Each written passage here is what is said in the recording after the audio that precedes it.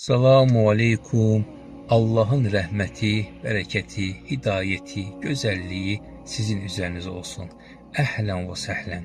Cənnəti sevənlər, cənnəti arzu edənlər, Allahı sevənlər, subhanallah. Cəhənnəmdən qorxanlar və cəhənnəmi heç arzu etməyənlər, subhanallah. Deməli, balaca bir söhbətdir. İnşallah faydalı olsun, bərəkətli olsun və inşallah gönüllərimizi işləsin, subhanallah. Gönüldən gönülə söhbət olsun inşallah, az da olsa bərəkətli olsun. Deməli deyir ki, qaranlıqdan şikayət etmə, subhanallah. Şam ol insanlara aydınlat. Deməli, bugünkü söhbətimiz Nəsihətlər Risaləsindən olacaq ki, maddələr halında toparladım. Birinci deyir ki, kimsənin qüsurlarını, səhvlərini araşdırma, subhanallah.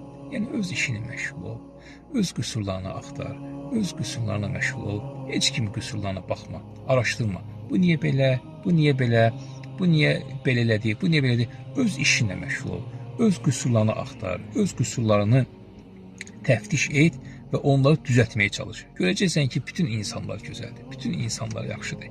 Yəni, qüsur, problem bizdədir. Onu çox diqqətli olmaq lazım bu mövzuda. İkinci, deyir ki, kimsəni qırma, haqqına girmə. Subhanallah. Deyir, bir insan qəlbini qırmaq, Kəbəni dağıtmaq kimi bir şeydir. Subhanallah. Niyə qəlbini qırırsan? Adi bir, məsəl üçün, şəhərdə biraz tıxac olanda başlayırıq dava verməyə.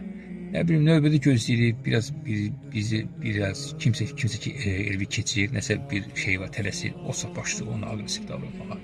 Nə bilim, balaca bir problem başlayır. Yəni, qırma qəlbini ya, qoy keçsin də, qoy nə olacaq ki? Dünyada da, həyatı yaşayırıq da. Yəni, hər şey əsəbləşmək, hər şeyə calallanma, hər şeyə, yəni əsəbləşməli şeydə əsəbləşmirik. Amma balaca adi şeylərdə birimiz qəlbini qırır, xəttini qırır və ömrü bu elə də gedir, qəlbimizə qalır. Birimiz xəttin deyməyik, birimiz sevək, Allah rızası üçün. Sonra deyir, təmiz, düzənli, səliqəli ol, hər şey bismillahla başlar.